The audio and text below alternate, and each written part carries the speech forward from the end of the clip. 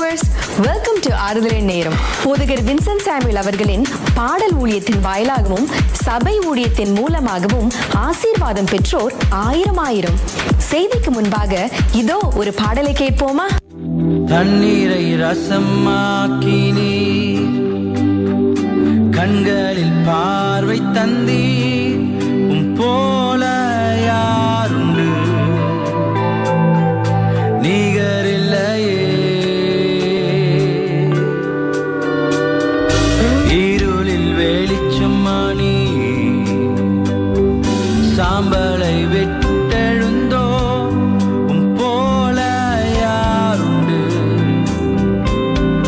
நிகரில்லையே. உன்னத தேவன், அற்புத தேவன், உயர்ந்த தேவன், உம்மை போல் இல்லை. சுகமாக்கும் தேவன், வல்லமை தேவன் நீரே. தேவா உன்னத தேவன், அற்புத தேவன், உயர்ந்த தேவன், உம்மை போல் இல்லை. சுகமாக்கும் தேவன், வல்லமை தேவன் நீரே. தேவா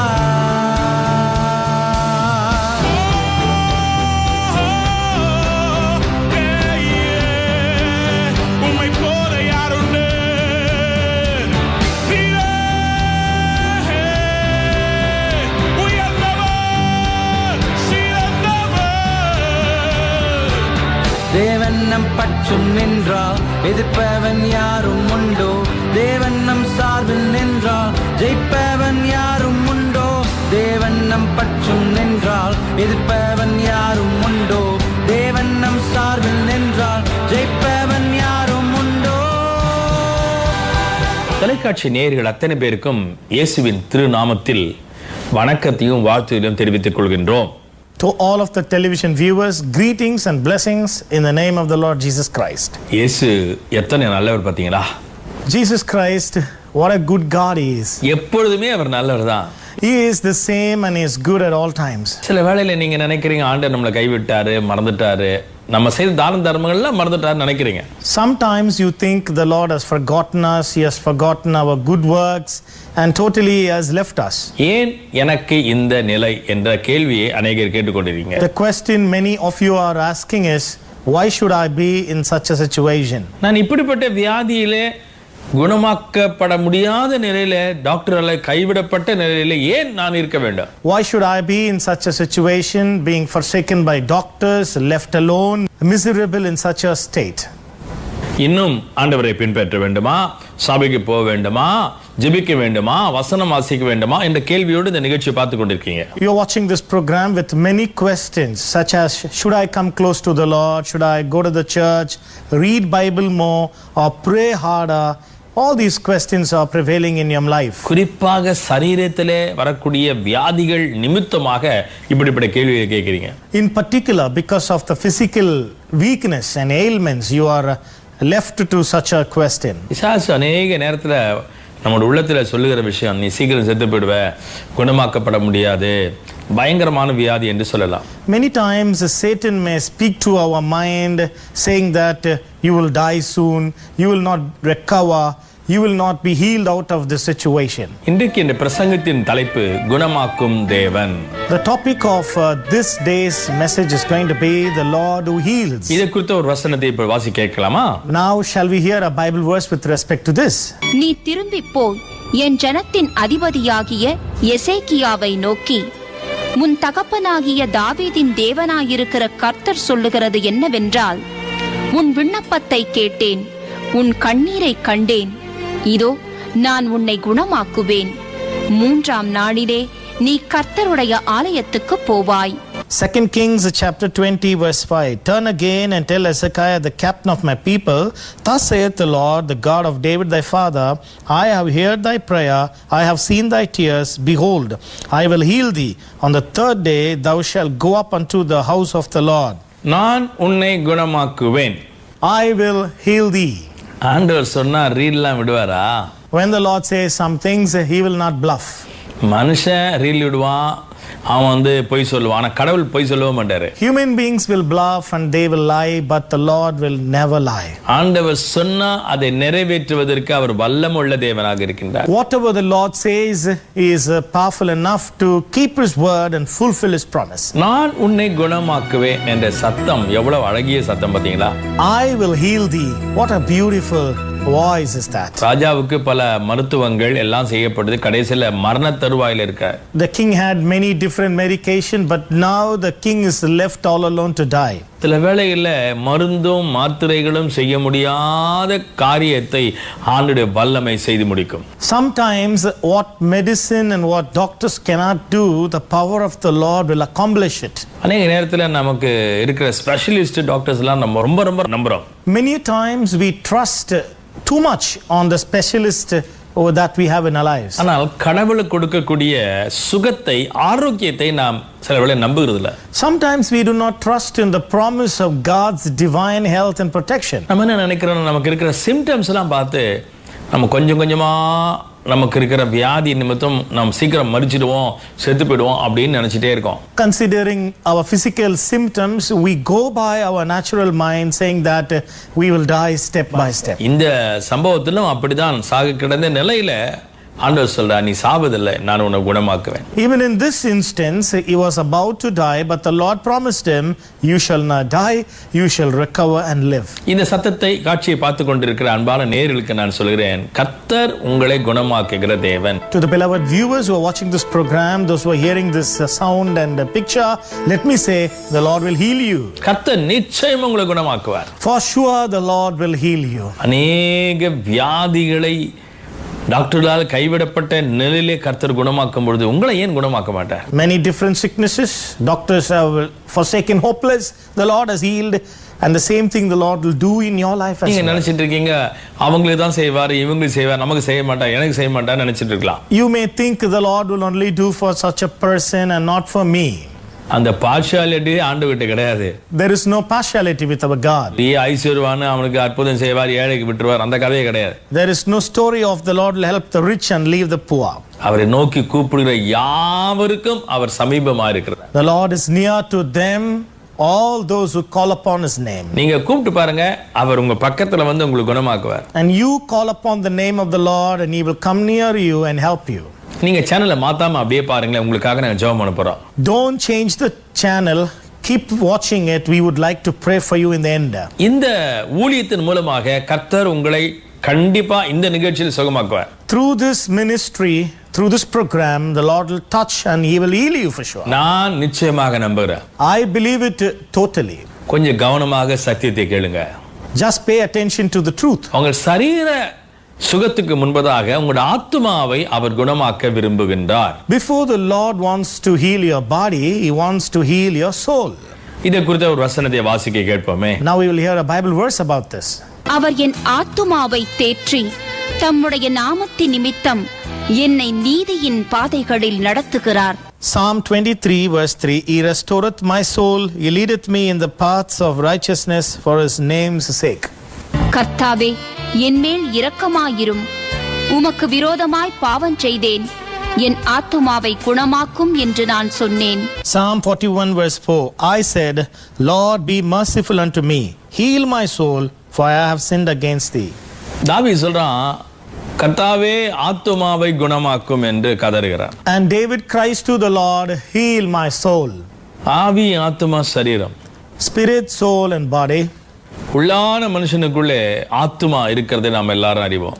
In the inner man, we all know the soul abides. ஆத்துமா என்றென்றைக்கும் வாழக்கூடியது.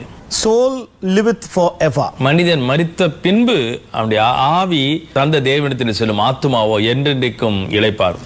After the death of the physical body, the spirit goes to the Lord and the soul resteth forever. ஆத்துமா என்றென்றைக்கும் நிலைத்திருக்கும். The soul remaineth forever. ஒரு பெரிய செல்வந்தன் பார்த்து ஆத்துமாவை பார்த்து சொல்றான், ஆத்துமாவே புசித்து குடித்து திருப்தியாகி என்று சொல்கிறான். A rich man said to his soul, O soul, you shall eat, be merry and rejoice. இயேசு கிறிஸ்து அவனை பார்த்து சொல்ல, மதிகடனே, ஆத்துமா அப்படியா சாப்பிடுறோம், இன்னைக்கு மரிச்சா எங்க போவன்னு கேட்கிறாரு. And the Lord Jesus Christ said to him, Thou fool, Where will your soul go if you die tonight? ஒரு மனுஷன் இயேசு கிறிஸ்துவை ரட்சகராக அறியாது இருக்கும் பட்சத்தில் ஆண்டவர் அவனை பார்த்து மதிகடினேன்னு சொல்றாரு. When a man does not know the Lord Jesus as a savior, he will call him as a fool. சரீரம் தான் புசித்து குடித்து திருப்தியாகும். It's the body that is eating and drinking and rejoicing. ஒவ்வொரு நாளும் நாம் வித்தியாசமான சாப்பாடு சாப்பிடுறோம் இல்லையா? Each and every day we have different variety of foods. ஒவ்வொரு நாளும் காலையில பொங்கல், மத்தியானம் பொங்கல், ராத்திரி பொங்கல், ஒரு வாரம் சாப்பிட்டா எப்படி நீங்க சாப்பிடுவீங்களா? Every day, morning, noon and night, if you have the same meal, will you be happy? கஞ்சிய காலையில மத்தியானம் ராத்திரின்னு கொடுத்தா நீங்க ஒரு வாரத்துக்கு சாப்பிடுவீங்களா? 3 times a day, if they have to give you a same kind of food, will you be happy with that? சலிச்சு போயிடும். இது யார் சாப்பிடுவான்னு சொல்லிட்டு தூக்கி போட்டுருவீங்க. You will throw it away. You will get fed up with it. சரீரத்துக்கு different kinds of ஃபுட்டை நம்ம கொடுத்து நம்ம அதை சரீரத்தை பாதுகாத்துக் கொள்றோம். We give varieties of food to our body and we sustain our body with health. ஆத்துமாக்கு எப்படிப்பட்ட ஆகாரத்தை கொடுக்க முடியும்? Then what kind of food can we give to our soul? ஆத்துமாவிலே எப்படி நிம்மதி வரும்? How will peace come in our soul? இயேசு கிறிஸ்து ஆத்துமாவிலே வரும்பொழுது இதயத்திலே தெய்வமாக ஏற்றுக்கொள்ளும் பொழுது அந்த ஆத்துமா மீட்கப்படும், ஆன்மீகம் மீட்கப்படும், மரித்தாலும் ஆண்டவர் ராஜ்யத்தில் போய் சேரும். When we receive Jesus Christ as our savior, when he comes to our soul, then it is fed with heavenly food.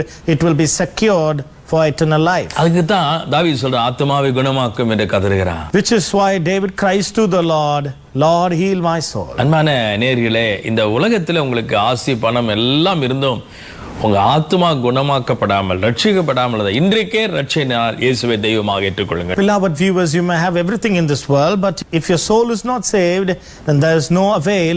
Therefore tonight receive the Lord as your savior. சமீபத்தில் ஒரு நண்பர் என்னை சந்திக்க வந்திருந்தார்.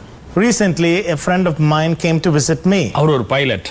He was a pilot. நிறைய சொத்து பத்துகள் இருக்குது. He has a lot of assets and possessions. கோடிக்கணக்கான ஆஸ்திகள் இருக்குது. He has millions of treasure. ஆனால் அவர் காதுல ஒரு problem. But he had a problem in his ear. அவர் நிறைய டாக்டர் எல்லாம் போய் பார்த்துட்டு அவர் இங்கிலீஷ் மெடிசன் சாப்பிட்டாரு, ஆயுர்வேதிக் சாப்பிட்டாரு, சித்தா சாப்பிட்டாரு, எல்லாம் சாப்பிட்டு உலகத்தில் மெடிசன் இல்லைன்னு சொல்லிட்டான். He tried every varieties of medicine such as English and Ayurveda, Siddha, etc. But finally said, there is no medicine in this world which I haven't tried. அவருக்கு எல்லா காரியங்களையும் நான் கேட்ட பின்பு ஒரு காரியத்தை சொன்னேன். After hearing everything from him, I told him one thing.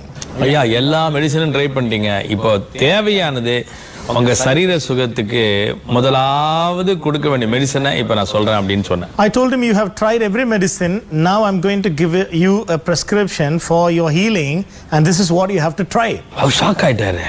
And he was shocked. நான் எல்லாத்தையும் ட்ரை பண்ணிட்டேன், என் பணத்தெல்லாம் செலவழிச்சேன், இன்னும் புது மெடிசன் சொல்ல போறீங்களே அப்படின்னு சொன்னேன். He told me, I have tried everything and I have spent all money on all medicine. What is the new thing that you're going to tell me? அவரிடம் நான் பேசிக் கொண்டிருந்த போது ஒரு காரியத்தை கண்டுபிடிச்சேன். While I was speaking with him, I found out one thing from him. உலகத்துல எல்லா மெடிசனும் அவர் try பண்ணிட்டாரு. He tried all medicine of this world. ரொம்ப ஸ்ட்ரிக்ட் டயட்ல டாக்டர்ல கொண்டு வந்தாங்க. And doctors brought him into strict diets. ஆனால் சுகமே இல்லை. But no healing. நான் அவரை பார்த்து சொன்னேன், உங்க ஆத்துமா குணமாகணும். I told him, your soul must be healed. அவருக்கு ஷாக் ஆயிடுச்சு. He got shocked. நான் உங்களுக்காக ஜெபம் பண்றேன். I said, I will pray for you.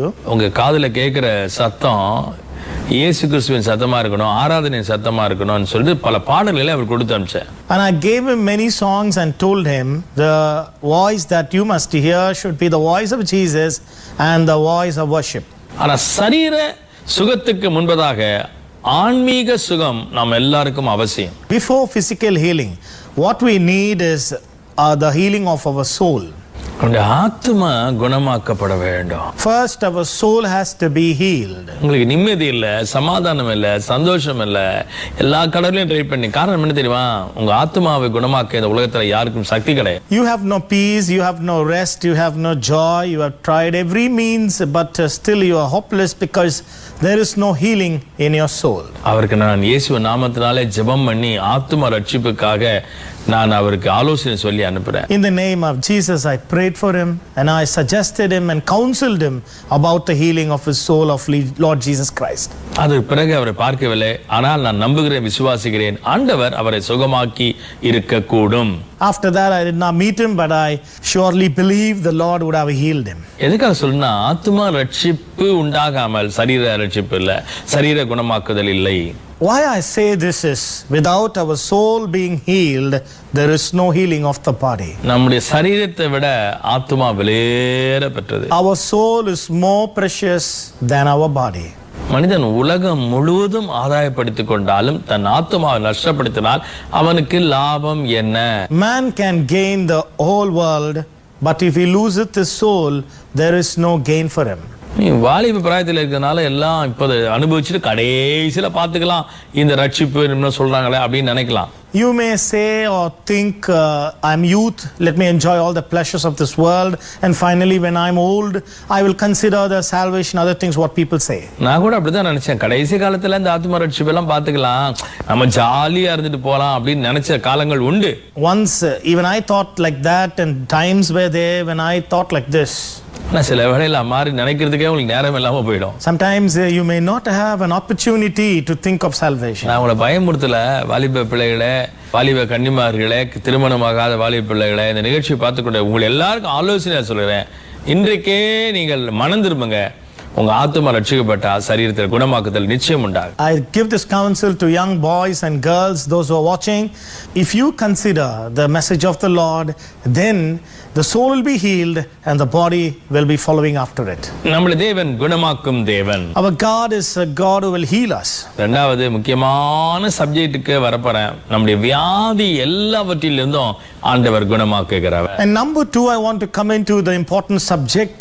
And I say the Lord is the one who will heal our body. இதோ இது குறித்த ஒரு வசனத்தை வாசிக்க கேட்போம். Now we'll hear a Bible verse about this. அவர் உன் அக்கிரமங்களை எல்லாம் மன்னித்து உன் நோய்களை எல்லாம் குணமாக்கி. Psalm 103 verse 3, who forgiveth all thine iniquities, who healeth all thy diseases. உன் வியாதிகளை எல்லாம் குணமாக்கி என்று சொல்லப்படுகிறது. It is written, who will heal all your sicknesses. எல்லா வியாதின்னா உலகத்தில் இருக்கிற எல்லா வியாதிகளுக்காக இயேசு கிறிஸ்து அடிக்கப்பட்டார். All disease or sickness, the Lord died and he died for our sickness.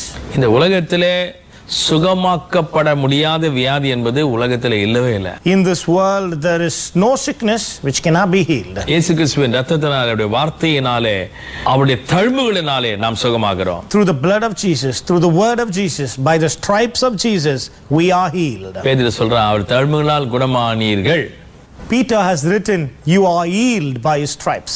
ஏற்கனவே அவர் நமக்காக மரித்தபடினாலே, செத்தபடினாலே, உயிர்த்தெழுந்தபடினாலே, அவருடைய தழும்புகளினால் நாம் குணமாகிறோம். Because he died for us, he rose for us, we are healed by his stripes. நம்முடைய சரீர பலவீனங்கள் எல்லாவற்றிலிருந்தும் அவர் குணமாக்குகிற தேவன். He is a God who will heal all of our physical ailments. Angel டிவியில அநேக நிகழ்ச்சிகளிலே எங்களுக்கு தொலைபேசி வழியாக சொல்லுகிற சாட்சி என்ன தெரியுமா? இந்த நிகழ்ச்சியை பார்த்து கொண்டிருக்கும் பொழுதே ஆண்டவர் எங்களை சுகமாக்கி விட்டார். Through Angel Television, many testimonies come to us over the phone, and that is, while we are watching this, the Lord healed our sicknesses. நாங்கள் சாதாரண மனிதர்கள் தான். We are ordinary human beings. நாங்கள் உங்களுக்காக ஜெபம் தான் பண்ண முடியும். We can only pray for you. நீங்கள் ஆண்டவர் இயேசு நாமத்தால் விசுவாசம் வைக்கும் பொழுது சகல வியாதியிலிருந்தும் அவர் உங்களை விடுதலையாக்க முடியும். But when you trust the name of the Lord Jesus Christ, he is able to deliver you out of all diseases. சகல விதமான வியாதியிலிருந்தும் அவர் உங்களை சுகமாக்க முடியும். He will heal you out of all diseases. ஒருவேளை படுத்த படுக்கையிலே நீங்கள் இந்த நிகழ்ச்சி பார்த்து கொண்டிருக்கலாம். Maybe you are in your sick bed watching this program. மருத்துவமனைகளிலே இந்த நிகழ்ச்சியை நீங்கள் பார்த்து கொண்டிருக்கலாம். Maybe you are in a hospital watching this program. இவர் என்ன சொல்றாருன்னு புரியாம நீங்க குழப்பமான நிலையில இந்த நிகழ்ச்சியை பார்த்து You may கொண்டிருக்கலாம். be watching this program without understanding my words, in a confused state of mind. நான் பார்க்காத டாக்டரா, நான் செய்யாத வைத்தியமா, எப்படி ஆண்டவரின் வியாதியை குணமாக்க முடியும் என்று நீங்கள் கேள்வி கேட்கலாம். You may question, have I not seen the doctors and medicines? What is he saying? You may not understand what I say. வேதாகமத்தில் இயேசு கிறிஸ்து உயிரோடு இருந்த பொழுது ஒரு ஸ்திரீ எல்லாவற்றையும் செலவழித்து வைத்தியர்களால் வருத்தப்பட்ட நேரத்துல இயேசுவின் வஸ்திரத்தை போய் தொட்டார். While Jesus was in this world, there was a woman who had suffered hard through all physicians, and she went and touched the hem of the garment of Jesus and got healed. மருத்துவர்களால் வருத்தப்பட்டு எல்லாவற்றையும் செலவழிந்த பின்பு வஸ்திரத்தை ஓரத்தை போய் தொட்டார். It is written, she had suffered through the physicians, lost all her possessions, went and touched the hem of the garment of Jesus. சரீரத்திலிருந்து வல்லமை புறப்பட்டு போனது உடனே அவள் சுகமானாள். When power went from the body of Jesus, immediately she got healed. எல்லா பணமும் செலவழிந்த நிலையிலே அவள் இயேசுவிடத்தில் வந்தாள். She had spent all her money for physicians and now she came to Jesus. உங்களை பார்த்து சொல்றேன், இயேசு பக்கத்துல வாங்க, இயேசுவுக்கு இருதயத்தை ஒப்பு கொடுங்க, உங்கள் சரீர வியாதி எல்லாவற்றிலிருந்தும் ஆண்டவர் விடுதலை கொடுப்பார். I say this to you, come closer to Jesus, come to him and touch him. He is able to liberate you out of all your diseases. நாங்கள் உங்களுக்காக ஜெபம் பண்ண போகிறோம். We are going to pray for you. நம்முடைய தேவன் நம்மை சுகமாக்குகிற தேவன். Our God is a Lord who will heal us. மூன்றாவதாக உங்கள் சீர்கேட்டு எல்லாவற்றிலிருந்தும் அவர் குணமாக்குகிற தேவன். And number 3, the Lord will heal you out of all of your confusion. இதை குறித்த ஒரு வசன வாசி கேட்போம். Now we will hear a Bible verse about this. நான் அவர்கள் சீர்கேட்டை குணமாக்குவேன், அவர்களை மனப்பூர்வமாய் சிநேகிப்பேன், என் கோபம் அவர்களை விட்டு நீங்கிற்று. Hosea chapter 14 verse 4, I will heal their backsliding, I will love them freely, for mine anger is turned away from him. பின்மாற்றத்திலிருந்து சீர்கேட்டிலிருந்து நம்மை குணமாக்குகிற தேவன். Our God will heal us from our backsliding or from our confusion. ஆங்கில வேதாகமத்தில் பின்மாற்றம் என்று சொல்லப்படுகிறது. In the English version it is mentioned as backsliding. தமிழ்ல சீர்கேட்டிலிருந்து குணமாக்குவேன் என்று சொல்லப்படும். In the Tamil version it is written as confusion. எல்லா விதமான சீர்கேட்டிலிருந்தும் எல்லா விதமான பின்மாற்றத்திலிருந்தும் ஆண்டவர் உங்களை குணமாக்குவார். And the Lord is able to heal you out of all backsliding and out of all confusion. கண்களை மூடுங்க, உங்களுக்காக நாங்கள் ஜெபம் பண்ண போறோம். Close your eyes and we would like to pray for you. அன்பான இயேசுவே, இந்த நிகழ்ச்சி பார்த்து கொண்டிருக்கிற மக்களுக்காக நாங்கள் ஜெபம் பண்ணுகிறோம். Beloved Lord Jesus, I pray for all those who are watching this program. நீர் குணமாக்குகிற தேவன். You are a Lord who heals us. ஆத்துமாவை குணமாக்குகிறவர். You will heal our soul. எல்லா வியாதியிலிருந்தும் குணமாக்குகிறவர். You heal us from all our sicknesses. இந்த நிகழ்ச்சியை பலவிதமான வியாதிகளோடு படுத்த படுக்கையில பார்த்து கொண்டிருக்கிற மக்களுக்காக ஜெபம் பண்ணுகிறேன். Lord, I pray for them, those who are in sick bed with many physical ailments watching this program. ஸ்ட்ரோக்ல கஷ்டப்பட்டு தவித்து கொண்டிருக்கிற மக்களுக்காக நான் ஜெபம் பண்ணுகிறேன். I pray for them, those who are affected with the stroke and they are struggling hard. பிபினாலே அவருடைய இருதயம் எல்லாம் பாதிக்கப்பட்ட நிலையில இந்த நிகழ்ச்சி பார்த்து கொண்டிருக்கிறார், அவளுக்காக நான் ஜெபம் பண்ணுகிறேன். I pray for those who have blood pressure, their heart is affected and in pain, they are watching this program. மூளையிலே இந்த பிபினாலே தாக்கப்பட்ட மக்களுக்காக ஜெபம் I பண்ணுகிறேன். pray for those who are affected in brain because of blood pressures. நம்பிக்கை இல்லாமல் டாக்டராலே கைவிடப்பட்ட மக்களுக்காக ஜெபம் பண்ணுகிறேன். I pray for those people who are forsaken, hopeless, forsaken by the doctors. இயேசு கிறிஸ்துவின் நாமத்தினால் இப்பொழுதே தெய்வீக சுகம் உண்டாவதாக. In the name of Jesus, I pray, let there be divine healing right away. எல்லா விதமான டயபெட்டிஸும் இயேசுவின் நாமத்தினால் சுகமடைவதாக. Every diabetes in the name of Jesus, let it be healed. எல்லா விதமான ஆண்டவரே முதுகு சம்பந்தமான எலும்பு சம்பந்தமான வியாதிகளை நான் இயேசுவின் நாமத்தினாலே முறிக்கிறேன். I break every disease related to the backbone and everything related to the pain of the body.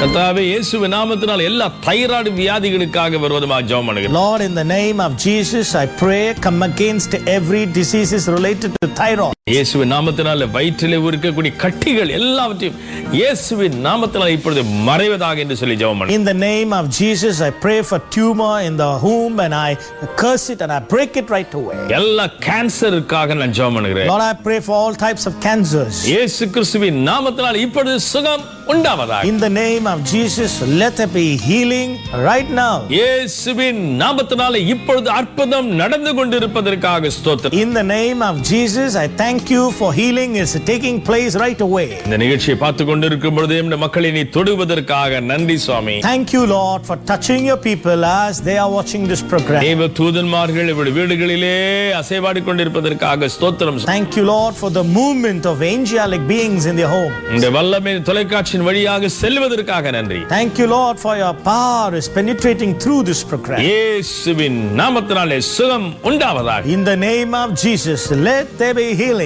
எல்லா பின்மாற்றத்திலிருந்து நம்முடைய பிள்ளைகளை திரும்ப கொண்டு வருவீரார். Bring back your people from all backsliding. இழந்து போன அபிஷேகம் திரும்ப நம்முடைய மக்கள் பெற்றுக்கொள்வார்கள். Lost unction, let it be restored. சபையின் ஐக்கியத்தை மறுபடியுமாக புதுப்பித்துக் கொள்வார்களா. Fellowship of the church, let it be renewed. தாவே, இந்த நிகழ்ச்சியை பார்த்து கொண்டு எல்லா மக்களுடைய தேவையை சார்ந்தீர். Visit all, meet all the needs of your people. திருமணமாகாத பிள்ளைகளுக்கு திருமணம் ஆகட்டும் ஆண்டவரே. Pray for them, those who are not married, let it be happening soon. கடன் பாரத்தில் இருக்கக்கூடிய மக்கள் எல்லா கடன்களை நீக்கருளும் ஆண்டவர். Those who are in debts, I pray, let it be resolved. ஆண்டவரே, எல்லா சுதந்திரம் இழந்து போன மக்களுக்கு திரும்ப நீர் கொடுக்கும்படி ஜெபம் பண்ணுகிறோம். Those who have lost their inheritance, let it be given back to them. இயேசுவின் நாமத்தால் இப்பொழுது அற்புதம் உண்டாவதற்காக ஸ்தோத்திரம். Thank you, Lord. In the name of Jesus, that is healing right away. எங்களோடு இணைந்து ஜெபிக்கிற எல்லா மக்களுக்கும், விசுவாசத்தோடு ஜெபிக்கிற மக்களுக்கு விடுதலையும் சுகமும் ஆரோக்கியம் செழிப்பும் உண்டாவதாக. Everyone who are united with us in prayer, let there be deliverance, healing, prosperity and peace. இயேசுவின் நாமத்தினால் நம்முடைய பிள்ளைகளை நாங்கள் ஆசீர்வதிக்கிறோம். In the name of Jesus, we bless your people. இயேசுவின் நாமத்தில் வேண்டிக் கொள்கிறோம் எங்கள் பரிசுத்தமுள்ள நல்ல பிதாவே. We pray this in the name of our Lord Jesus Christ, our heavenly Father. Amen. Amen. ஆமென். என்ன நேரிலே நான் உறுதியா நம்புகிறேன், இந்த நிகழ்ச்சியின் மூலமாக ஆண்டவர் உங்களை தொட்டிருக்கார். I firmly believe through this program the Lord has touched your இந்த life. நிகழ்ச்சி மூலமாக அநேக நீங்க சுகம் பெற்றிருக்கீங்க. Many of you have been healed through this program. இந்த நிகழ்ச்சியின் வாயிலாக ஆண்டவர் உங்களோடு பேசியிருக்கிறார். And through this program, I believe the Lord has spoken to you. கர்த்தர் உங்களை குணமாக்குகிற தேவன். The Lord is the healer. நீங்கள் பெற்ற நன்மைகளை உடனே எங்களுக்கு தெரிவிக்க மறக்க வேண்டாம். Never forget or fail to write immediately what you received. Miss call கொடுக்காதீங்க, போன்ல பேசுங்க. எங்க மண்டாட்டு வீரர்கள் உங்களோட பேசுவாங்க. Don't give missed calls. Speak over the phone. Our prayer warriors will help you. Number கிடைக்காவிட்டாலும் தொடர்ந்து பேசிக்கொண்டே இருங்க. Even if you don't get connection, I request you to repeat the call. என்னோடு நீங்கள் பேசலாம். You can also speak to me. உங்கள் அழைப்பை நாங்கள் கேட்க விரும்புகிறோம். We would like to hear from you. கர்த்தர் உங்களை ஆசீர்வதிப்பாராக. May the Lord bless you all. போதகர் வின்சென்ட் சாமுவேல் அவர்கள் இறைப்பணியோடு சமுதாய பணிகளான அனாதை மற்றும் ஆதரவற்ற குழந்தைகளுக்கு உதவி செய்யும் திட்டம், ஏழை எளிய குழந்தைகளுக்கு உணவளித்து பாதுகாக்கும் பகல் நேர பள்ளி, இரவு நேர பாடசாலை, முதியோருக்கு உதவும் திட்டம், தையர் பயிற்சி பள்ளி, கம்ப்யூட்டர் பயிற்சி பள்ளி, மருத்துவ முகாம் மற்றும் பல்வேறு சமுதாய பணிகளை செய்து வருகின்றார்கள். இந்த ஊழியங்களுக்காக ஜெபியுங்கள். முடியுமானால் ஆதரவற்ற ஏழை எளிய குழந்தைகளுக்கு உதவி செய்யுங்கள். எங்கள் முகவரி கல்வாரி கம்யூனிட்டி சபை, 172 கெனால் பேங்க் சாலை, கஸ்தூரிபாய் நகர், Adyar, Chennai 600020. Calvary Community Church, 172 Canal Bank Road, Kasturibai Nagar, Adyar, Chennai 600020, South India. Our phone numbers are +91 99402 66665, +91 97105 40508, 244 20135, 2490 3377. God